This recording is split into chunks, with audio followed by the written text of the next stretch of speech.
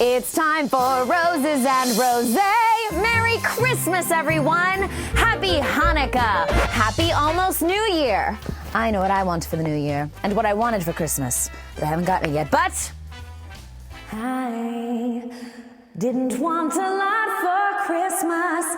There is just one thing I needed. I just want him for all of our own, more than perhaps he even knows.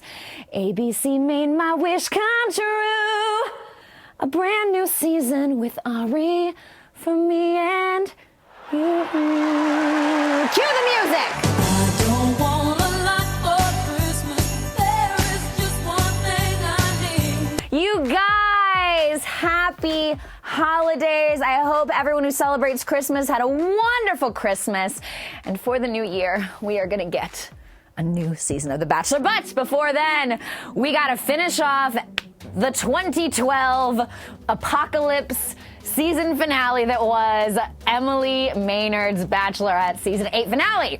As we have been doing, we've been watching Emily Maynard's season to catch up so that we get to know Arie before his season premieres January 1st on ABC. So let's do it. Okay, I am bamboozled, confounded, confuddled. That's not even a word. And that's how confusing this season finale was to me and to Arie. And I do not blame him. I took so many notes about how confused I am. Here we go. So, season finale, we're going to meet Emily's family, of course. And you know what? Jeff met him first, but we're going to skip over it because why? Why bother? Why watch it? We know what happened. They're not even together anymore. And she didn't pick Arie, so bye! Back to Arie meeting Emily's family. So, Arie, the editing made him seem like a little awkward. He's like, I don't know, I'm nervous. When I talk, I'm nervous. We're talking about fishing and how it's hard to fish in the dark. I heard when it's overcast, it's good to fish. I heard that's when they bite. Whatever. It was cute. And then Arie's like, I got you a box. I'm like, oh, I hope there's something in the box. And it's like, oh, these are the roses. That was cute too. And Emily's family loved it. And that was the turning point. So Emily's family loves Arie. And Arie loves Emily. Arie calls Emily, She's the love of my life. what foreshadowing? And Emily's like, hoping her family will help her make this decision between Arie and Jeff because she can't make it. If she can't decide between the two at this point, I'm certainly in no position to decide for her. I gotta see what he's saying. Cheers to that guy. So Emily's gonna make the decision, but we're not really gonna understand it. Who do we think is best for Emily? How about Arie? Yeah? How about Jeff? More people seem to be cheering for Jeff than for Arie. I don't understand this. You guys, when Ashley Iaconetti was here, she told me she loved Jeff, that she used to chant J-E-F, and I don't get it. So Emily goes on a date with Jeff, which we're also not gonna watch, and Jeff meets her daughter Ricky, and we're not gonna watch that. Cut to the surprise of this finale at the time. So then we get to this moment, which had to be such a shocker, watching this finale live. Instead of Emily's final date with Arie, we get Chris Harrison. And Emily tells him that she just wants to say goodbye to our Arie. It makes me cry just thinking about it. Is that why you're confused today? It's not even confused. Which, cheers to Emily, you've got to respect her. I mean, she didn't make him go through the final date. But I'm so confused. Like, Emily says nothing has happened to make Arie think that he's going to be dumped by her, which is so painful to hear because I agree. Arie's talking about how he can't wait to propose to her. Like, this is going to be dark. And then we cut to the moment where Emily's gonna dump him, and they even have Arie meet this woman in the woods, and she's gonna have him make a love potion for Emily out of her herb garden. Oh, that potion is not gonna work. But you have to wait 15 minutes for full potency. An hour. Yeah, A good hour. And he makes that potion, and Emily's there, and he's like, I gotta rub it on you. Oh my God, and he's touching her, and he's like, wow, that potion's really not gonna work. Then he's like, That's a cool necklace. thanks. Is it a phoenix? Oh, look at your necklace. You know, he's so thoughtful, and he notices things. He's like, look at your necklace. Is that a phoenix? And it's like, this relationship is not going to rise from the ashes. Do you want to sit down and talk for a second? Yeah, of course. So right here? Yeah. Even though I know it's going to happen, I'm so stressed out. Oh, sad. Just sad. Yeah. So Emily tells him I don't know what to do. the biggest thing she can say to him is that she just doesn't know anymore. And Arie's like, what? What? What do you mean? Same. I mean, she's not even saying I'm done. She's like, I don't know anymore. At first, I'd be like, are you dumping me? Are you not? Are we just talking this out? No, she's dumping him. She's dumping him. But as Emily will admit later, she's not very good at it. Emily even tells him she always thought it would be him, that she was thinking about their future together and picturing it. What? So what happened? What? Why? And all that she could have kind of said, all she could say this whole episode was that she just loves Jeff a little more. This is all so interesting, you guys, because I interviewed Arie, which is up at etonline.com. You can check it out. And he told me that he falls for two women, and that after being the Bachelor, he now understands Emily better.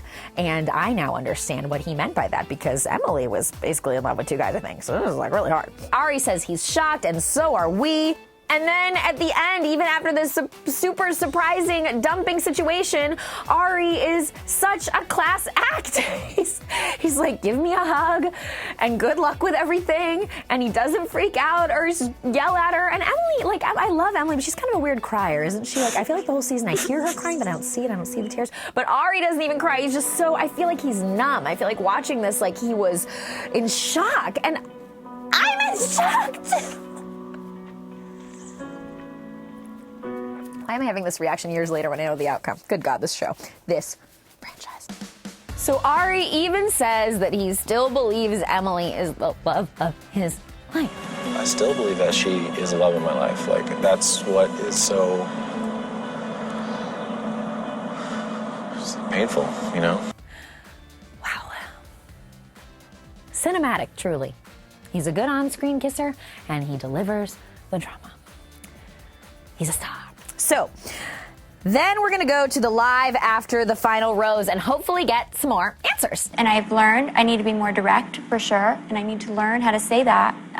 You know, say things even if it'll hurt in the moment. I know it'll give you closure in the end. Emily admits that she did not give Arie much closure, no, you did not, and that she did not communicate the breakup very well.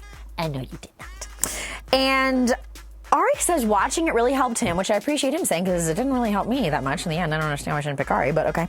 In the end, I just had more confidence in what Jeff and I had. Emily just said she had more confidence in her long-term future with Jeff.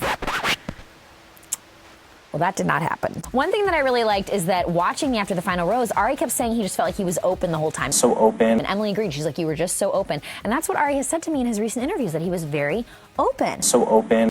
And so I think he stuck to that. And it makes me believe he's genuine, that that really is how he is, and that's how he's going to be his Bachelor. And I hope that based on the absolutely confusing messaging that Emily sent him in the branding of their breakup, that Arie will be more clear when he is dumping women. He said he wanted to be decisive and he would not be indecisive as Bachelor, and he did fall in love with two women, but I just hope that he communicates. That's what I hope. This story didn't end when she broke up with you in Curacao. Then we find out that Arie couldn't deal with the breakup and he flew to Charlotte. No cameras. The producers didn't know. He wanted to have an off-camera conversation with Emily, and he flew to Charlotte himself. Wow. And then when he got there, he was like, maybe this isn't the best idea. So he called Emily, and he left his journal at her house, which, ultimately he could have just FedExed it at that point. And Emily has the journal there in person, and we hear the packaging of it crinkling, and we know that she didn't open it. She says she never read it, she didn't want to read it, and wow, you can't write this stuff. I mean, this is like the reverse of the Notebook, like we're not going to find out what's in there. I wrote you 365 letters. I wrote you every day for a year. Arie still says he wishes Emily would have just told him, look, I'm happy with Jeff. And she's like, I didn't want to pour salt in a wound. And it's like, that's what this show is about. It's about salt and wounds. And Arie's wounds are still there 5 years later. And by that I mean, you guys, that he told me that he has not had the same feelings since his feelings for Emily in the past 5 years. So while I think he's moved on, I see the pain of this. This was a lot. It was a lot. Let's just finish drinking this glass because of how much it was. There was something floating in the bottom of this glass that I just managed to avoid at the end there.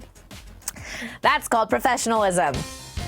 So, We have finished watching Emily Maynard season 8 of The Bachelorette to get to know Arie because he hasn't been on TV since 2012. And you know what? Arie told me that he thinks that's a good thing because these women, hopefully, who he had as contestants, didn't have that last season to judge him on and they can just get to know him for him. So we will see if that happened. Here's what we know. He fell in love with 2 women. He did not want to be an indecisive bachelor. And his season premieres January 1st on ABC. You guys, I will be watching it. I cannot wait to watch it with all of you. Thank you so much for reliving Emily's season of The Bachelorette with me. And we'll be, of course, doing Roses and Rosé for The Bachelor. It wasn't over. It still isn't over. And if you want to know more about Arie, head to etonline.com. There's nothing left. And check out our things to know about his season and check out our interviews with him. And I just hope everyone had just the loveliest holiday full of love because after watching these 2 episodes, I feel empty because the love was not there. Well, we're going to find it again. Love you guys. Mwah, mwah, mwah. Make sure to subscribe to ET on YouTube and like us on Facebook. And you can check in with me on social media anytime to talk Bachelor Nation stuff. Bye!